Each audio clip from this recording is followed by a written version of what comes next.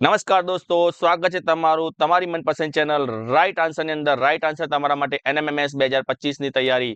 તારીખ ખૂબ જ નજીક છે, 16/2/2025. ટેસ્ટ નંબર આપણો 9મો આજનો. 10 માર્ક્સની આપણી આજની એક્ઝામ છે. આપણો વિષય છે ગાણિતિક ચિહ્નો દ્વારા સાદું રૂપ. ખૂબ જ મજાનો ટોપિક છે દોસ્તો. બૌદ્ધિક યોગ્યતા કસોટી NMMS ની આપણે તૈયારી કરી રહ્યા છીએ. તમે પણ સાથે સાથે ખૂબ જ સરસ મજાની તૈયારી કરી રહ્યા છો દોસ્તો. જી હા દોસ્તો, બબલુભાઈ પણ પરીક્ષા આપવા માટે તૈયારી નથી કરતા, જો રમી રહ્યા છે, કારણ કે એમને ચિંતા નથી. એમની પાસે બે વસ્તુ છે, રાઈટ આન્સર અને ગાઈડ એપ. એની જ્યારે એ લોકો ફૂલ તૈયારી કરે છે, એટલે કોઈ પણ ચિંતા વગર કોઈ પણ પરીક્ષા આપી શકે છે. તમારે પણ જો કોઈ પણ ચિંતા વગર કોઈ પણ પરીક્ષા આપવી હોય તો તમારે ગાઈડ એપ્લિકેશન તમારા મોબાઈલમાં હોવી જોઈએ દોસ્તો. આની અંદર ખજાનો છે, તમે બધા જાણો છો, દરેકના મોબાઈલમાં લગભગ છે. જે પણ મિત્રો પાસે મોબાઈલ ગાઈડ એપ્લિકેશન નથી, એ લોકો પ્લે સ્ટોર પર જવાનું, પ્લે સ્ટોર પર જઈને GUID ગાઈડ એપ લખશો દોસ્તો, એટલે આ ટાઈપનો સિમ્બોલ આવશે અને આ એપ તમારે ડાઉનલોડ કરી દેવાની. જે પણ મિત્રો જો ચેનલને સબસ્ક્રાઇબ નથી કરી, ચેનલને સબસ્ક્રાઇબ કરીને વિડીયોને લાઈક કરી કમેન્ટ કરો દોસ્તો. કમેન્ટમાં શું લખશો તો યસ સર લખવાનું ભૂલવાનું નથી, અને યસ સર લખો તે છે. અને જેને પણ ગાઈડ એપ્લિકેશન ડાઉનલોડ કરી છે, કોઈ ખાસ યસ સર લખવાનું છે દોસ્તો. તમારી હાજરી પુરાવા તમારું નામ લખો અને મિત્રો સાથે ચેનલને શેર કરો. ચાલો તારે ઝડપથી જઈએ પહેલા પ્રશ્ન તરફ. એ પહેલા દોસ્તો સાથે નોટ અને પેન રાખો. નોટ અને પેન રાખીને તમારા જવાબ તમે લખતા રહો વિડીયોને સ્ટોપ કરીને, અને છેલ્લે કમેન્ટમાં મને જણાવો કે તમારે 10 માંથી કેટલા આવ્યા. ચલો પહેલું છે જો પ્લસની. હવે આમાં મજા વાળું છે, આમાં આવા દાખલા પૂછાય ને, ચિંતા નહીં કરવાની. તમને અહીંયા શું કહે છે, જો પ્લસની જગ્યાએ ગુણાકાર હોય, માઇનસની જગ્યાએ ભાગાકાર હોય અને ભાગાકારની જગ્યાએ પ્લસ હોય, તો આ રકમ આપણને આપી છે 288 - 24 ભાગ્યા 8 + 3. હવે શું કહે છે, પ્લસનો અર્થ ગુણાકાર છે, તો જ્યાં પ્લસ છે ત્યાં આપણે ગુણાકાર કરી દઈએ. માઇનસનો અર્થ ભાગ્યા છે, તો અહીંયા ભાગ્યા કરી દઈએ.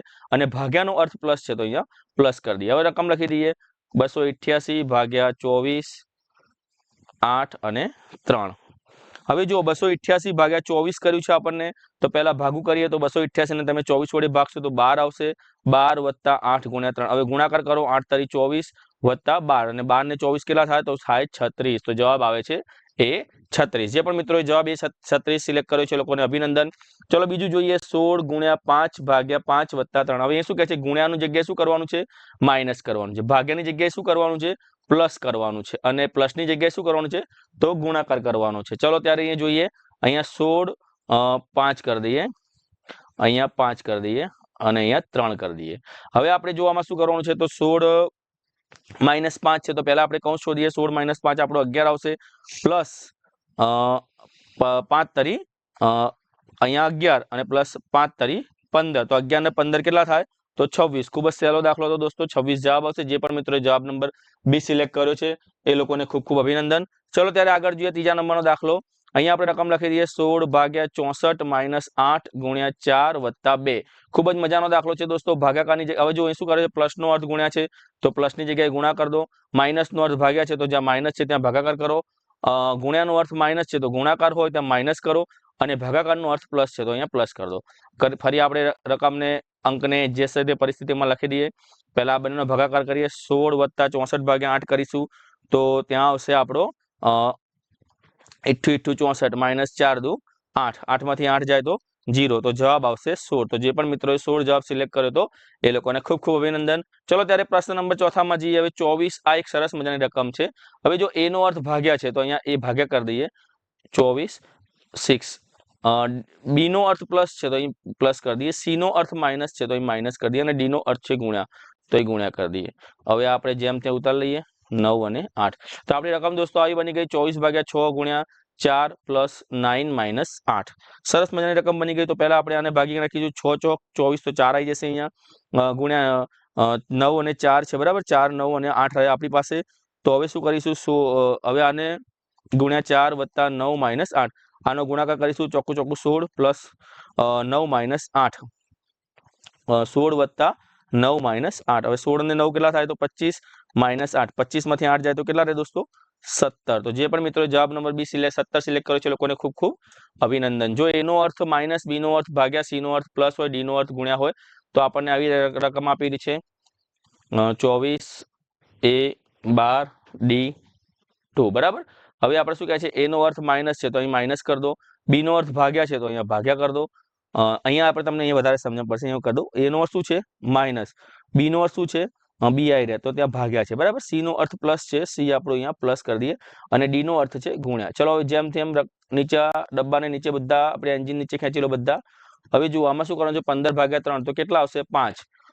5 વત્તા 24 માઇનસ 12 ગુણ્યા 2 આનો ગુણાકાર કરી દઈએ એટલે 5 વત્તા 24 માઇનસ 12 દુ 24 24 ઉડી ગયા, જવાબ ખાલી આવ્યો 5. તો જે પણ મિત્રોએ 5 જવાબ સિલેક્ટ કર્યો તો એ લોકોને અભિનંદન. ચલો ત્યારે ઝડપથી જઈએ. ઓ હવે જુઓ આ વિચિત્ર આવ્યું પાછું, આમાં મજા વાળું છે. હવે આમાં થોડું કન્ફ્યુઝન છે કે નીચે આપેલા પ્રશ્નમાં સ્ટારની જગ્યાએ માઇનસ, એટલે આપણો જે સ્ટાર છે કેમ કે સ્ટાર ભાઈ આવી રહ્યા એની જગ્યાએ માઇનસ કરવાના છે. હવે એ રકમ લખવી પડશે કારણ કે આ બધું ગૂંચળું થઈ ગયું છે. હેસ 3 સ્ટાર 4 હેસ 2.3. ચલો ત્યારે હવે આમાં આપણે સ્ટારની જગ્યાએ શું કરવાનું છે માઇનસ કરવાનું છે. અહીં આપણે માઇનસ કરી દીધું, હેસની જગ્યાએ ગુણાકાર કરવાના છે. સોરી અહીં માઇનસ કર્યું, અહીં ગુણ્યા કર્યા અને ટપકું છે ત્યાં આપણે શું કરવાનું છે પ્લસ કરવાનું છે. ચલો આપણી રકમ બની ગઈ એટલે 5 ગુણ્યા 3 માઇનસ 4 ગુણ્યા 2 પ્લસ 3 આવી આપણી રકમ બની ગઈ.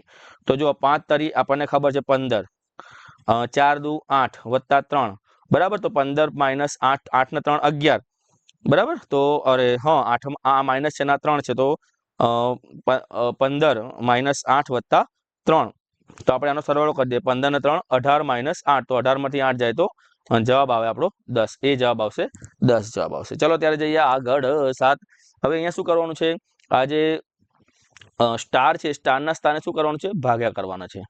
અહીં જે ટપકું છે એને સ્થાને પ્લસ કરવાનું છે, હેઝ આપ્યું છે એને સ્થાને ગુણ્યા કરવાના છે અને ફૂંદડીની સ્થાને માઇનસ કરવાનું છે. તો 36 ભાગ્યા 9 પ્લસ 3 ગુણ્યા 2 માઇનસ 9 આવી આપણી રકમ બનશે. તો ચલો પહેલા આને જોઈ લે. 9 ચોક 36 વત્તા 3 દુ 6 માઇનસ 9 6 4 10 માઇનસ 9 તો જવાબ આવ્યો. ખૂબ જ દાખલો ઈઝી છે, સી જવાબ આવશે. એક જવાબ આનો 8મા નંબરનો.